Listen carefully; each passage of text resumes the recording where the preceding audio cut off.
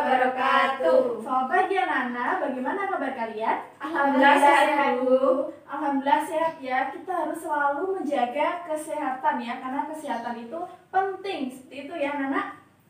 Ya, sebelum pembelajaran pada pagi hari ini kita mulai, alangkah baiknya kita berdoa terlebih dahulu. Silakan ketua kelasnya siapa? Saya, Bu. Ya, Mbak Fia memimpin doa.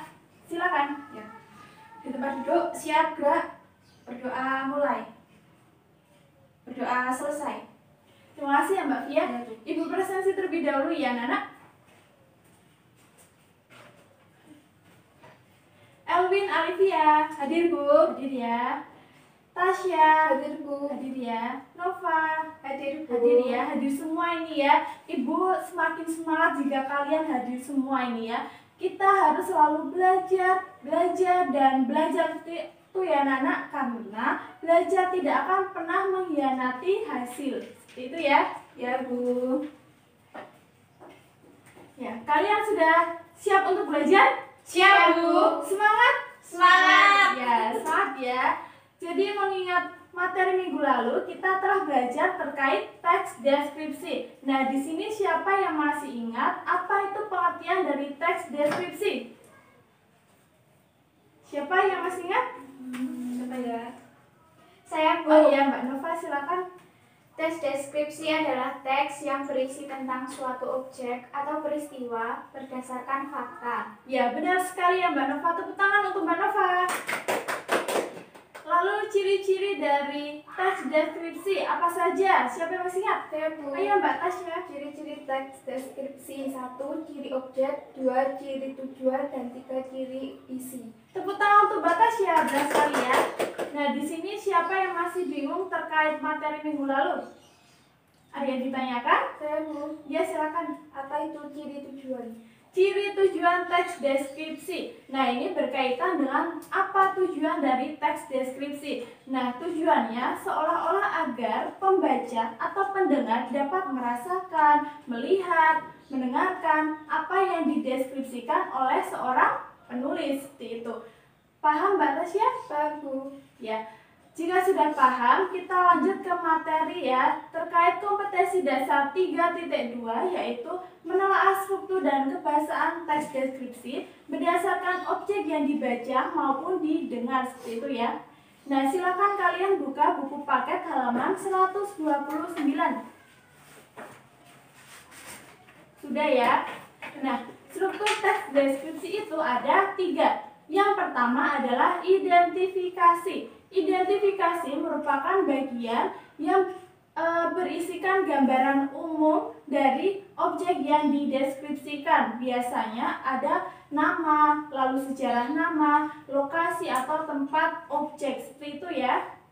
Lalu yang kedua adalah klasifikasi. Nah, klasifikasi ini berkaitan dengan bagian yang berisi urutan, peristiwa atau objek yang disusun secara sistematis berdasarkan fakta. Seperti itu ya. Paham? Paham, Bu. Lalu struktur yang ketiga adalah deskripsi bagian. Nah, deskripsi bagian ini merupakan penggambaran bagian-bagian dari objek yang dideskripsikan. Biasanya berisi tentang dengan menggunakan cerapan panca indera, seperti itu. Sudah paham? Sudah, Bu. Duh, ini kok kayak lemes, ini gimana ini? Apa kita harus ice breaking terlebih dahulu? Boleh, Bu. Oh, boleh ya. Nah, gini ya konsepnya. Ibu jika menunjuk Mbak Nova besar gitu, lalu Mbak Nova harus menjelaskan atau memberikan contoh binatang yang berukuran kecil, seperti itu. Besar, Semut. kecil. Gajah. Nah, seperti itu ya. Bisa kita coba? Bisa. Semangat ya. Kecil, Gajah. besar, Semut. kecil, gajah, harimau. Ya, benar sekali ya. Masih bisa konsentrasi ini ya. Berarti mau dicoba lagi nggak? Coba nggak? Sudah cukup. Sudah cukup ya. Udah semangat lagi ya. Ini harus semangat ya. Selanjutnya adalah materi tentang kaidah kebahasaan teks deskripsi. Yang pertama adalah menggunakan kata umum dan kata khusus. Kata umum adalah kata yang ruang lingkupnya lebih luas, misalnya melihat, lalu mendengarkan, berjalan, seperti itu. Jika menggunakan kata khusus, yaitu kata yang ruang lingkupnya lebih sempit, seperti kata membawa. Nah, kata membawa ini sinonimnya adalah bisa menjinjing, mengangkat, seperti itu ya. Sudah paham? Sudah, Bu. Selanjutnya adalah menggunakan kata hubung atau konjungsi. Siapa yang tahu apa itu konjungsi? Saya, Bu. Silakan Mbak Fia. Ya, konjungsi itu sama dengan kata penghubung, misalnya dan, namun, seperti itu. Ya, pintar sekali. Tepuk tangan untuk Mbak Fia. Nah, benar sekali ya. Kata hubung atau konjungsi adalah kata yang dapat menghubungkan kata dengan kata, kalimat dengan kalimat, klausa, seperti itu ya. Ya, Bu. Sudah paham ya? Nah, selanjutnya menggunakan cerapan panca indera. Misalnya seperti aroma Kamboja yang sangat harum atau enak gitu ya. Iya. Nah, itu menggunakan panca indera, yaitu indera penciuman seperti itu. Selanjutnya adalah menggunakan kalimat untuk menjelaskan atau mengkonkretkan suatu objek atau kalimat terperinci untuk mengkonkretkan. Nah, teks deskripsi memiliki sifat berdasarkan kenyataan atau konkret seperti itu ya. Misalnya, kalian pernah tidak pergi ke Pantai Parangtritis? Pernah, Bu. Nah, Pantai Parangtritis ini letaknya di Yogyakarta. Lalu keindahan alamnya seperti apa? Ombaknya Tidak terlalu besar. nah, itu.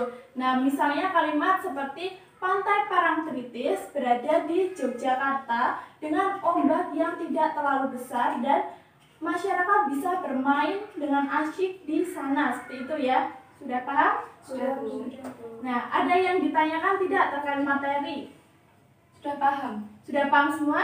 Sudah. Jika sudah paham, Ibu minta kalian untuk berkelompok ya. Satu kelompok terdiri dari 3 hingga 4 orang. Silakan. Meja dan kursinya bisa dirapatkan. Sudah, Bu?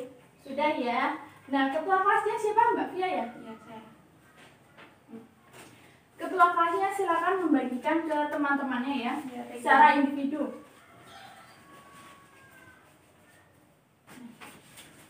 Terima kasih ya Mbak Fia. Ya.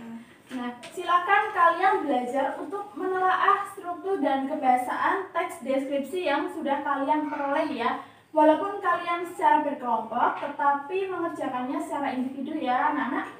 Ya, Bu. Nah, silakan untuk mencoba mengerjakannya. Waktunya berapa menit, Bu? 30 menit ya. Ya.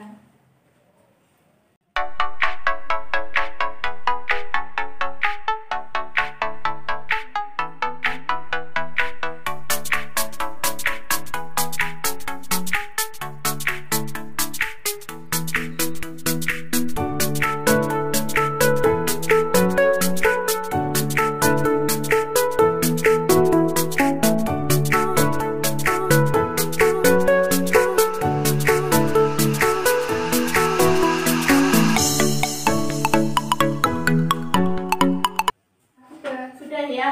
Nah, Ibu minta perwakilan kelompok dari kelompok 1 maju ke depan. Siapa? Saya, Bu. Silakan Mbak Tia. Ya. Ini teksnya nggak usah dibaca tuh, Bu. Tidak usah Mbak. Jawabannya. Iya, jawabannya. Ya, baik, di sini saya akan mempresentasikan hasil kerjaan saya terkait teks deskripsi yang berjudul Keindahan Tari Saman.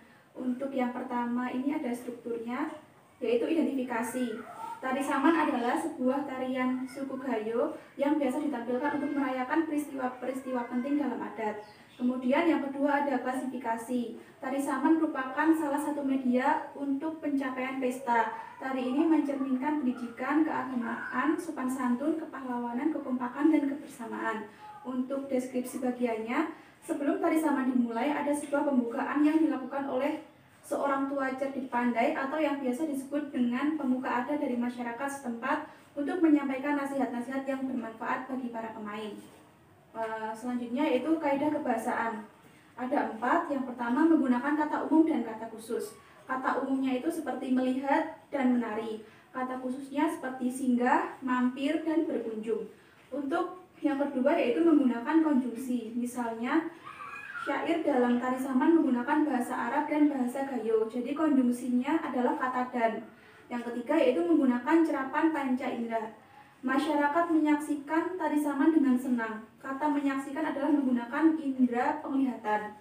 Untuk yang keempat yaitu menggunakan kalimat terperinci untuk mengkonkretkan. Tari saman adalah sebuah tarian suku Gayo atau Gayo luas yang biasa ditampilkan untuk merayakan peristiwa-peristiwa penting dalam adat. Sekian yang dapat saya presentasikan. Wassalamualaikum warahmatullahi wabarakatuh. Waalaikumsalam warahmatullahi wabarakatuh. Tepuk tangan untuk Mbak Fia. Terima kasih ya kelompok 1 sudah mempresentasikan hasil pembelajarannya. Lalu kalian sudah benar-benar paham tentang struktur dan kebiasaan teks deskripsi? Paham, Bu? Sudah paham, Bu. Benar, tidak ada yang ditanyakan? Tidak, Ya. Bu. Sudah paham. Ya, jadi simpulannya pada pagi hari ini kita telah belajar tentang struktur dan kebiasaan teks deskripsi.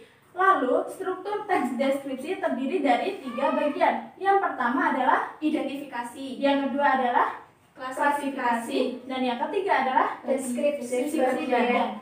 Lalu, kaidah kebiasaan teks deskripsi apa saja? Yang pertama, menggunakan kata umum dan kata khusus, menggunakan konjungsi, Bu. konjungsi atau kata hubung, menggunakan Cerapan, serapan panca indera. Lalu yang keempat adalah kalimat terperinci untuk mengkonkretkan. ya kalimat terperinci untuk mengkonkretkan. Seperti itu ya. Sudah paham? Sudah, Bu. Bu. Jika sudah paham, maka minggu depan kalian harus mengumpulkan tugas ya. Ibu beri tugas ini ya. Kalian mencari referensi terkait teks deskripsi beserta struktur dan kebiasaannya. Nah, minggu depan kalian harus mempresentasikan apa saja yang kalian peroleh terkait teks deskripsi yang sudah kalian baca. Seperti itu ya. Iya, Bu. Sudah paham? Bu, itu ngerjainnya di buku tulis atau di...